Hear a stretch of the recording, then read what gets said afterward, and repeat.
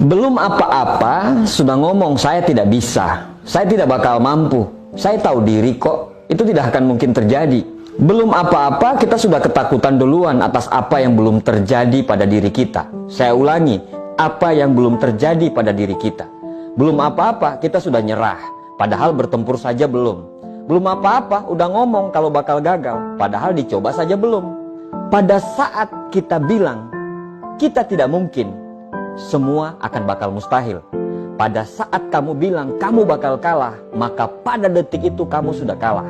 Pada saat kamu bilang kamu akan gagal, ya kamu sudah gagal. Karena kita akan menjadi apa yang kita pikirkan.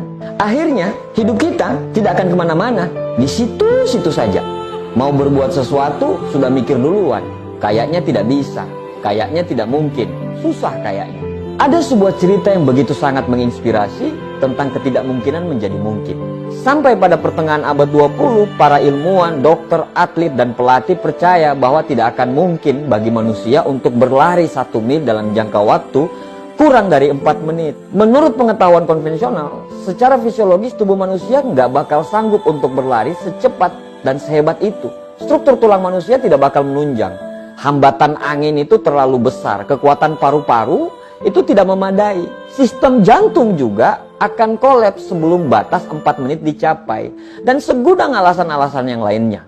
Kemudian ada satu individu, seorang diri yang membuktikan bahwa para ilmuwan, dokter, pelatih, atlet, serta jutaan pelari yang sebelumnya telah mencoba dan gagal salah tentang pendapat mereka.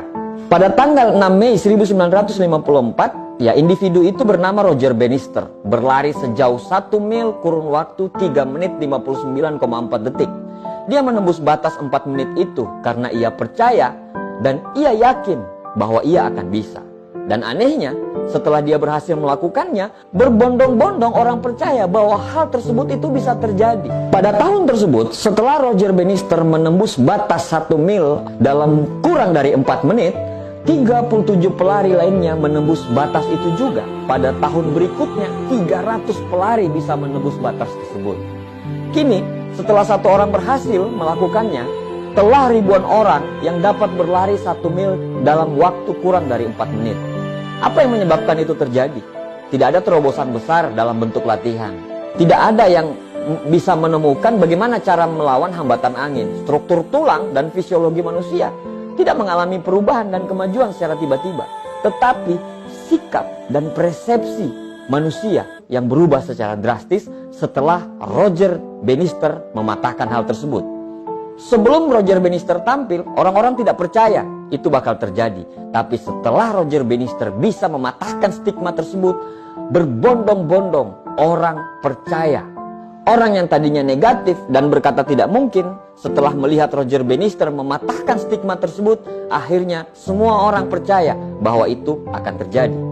Kejayaan hanya diperoleh oleh orang-orang yang berani berbuat, berani menobrak kekanan mental, dan mampu membuktikan bahwa dia berada di track yang benar, serta sanggup menunjukkan pada dunia. Musuh terbesar kita sebenarnya bukan orang lain, melainkan musuh terbesar itu adalah mengalahkan ketakutan yang ada pada diri kita. Musuh terbesar itu ada di kepala kita. Sukses bukan bicara masalah modal. Sukses bukan bicara masalah relasi. Sukses bukan bicara masalah keberuntungan. Tapi sukses itu bicara masalah mental. Sukses bicara masalah keberanian. Bukan bicara soal mampu atau tidak mampu. Tapi bicaranya adalah kamu mau atau tidak mau. Anda bisa menjadi apa yang Anda mau. Yang penting Anda pikirkan. Mental block terjadi karena rasa trauma. Mental block terjadi karena lingkungan. Kalahkan mental block itu, karena mental block itu adalah musuh sebenarnya kita.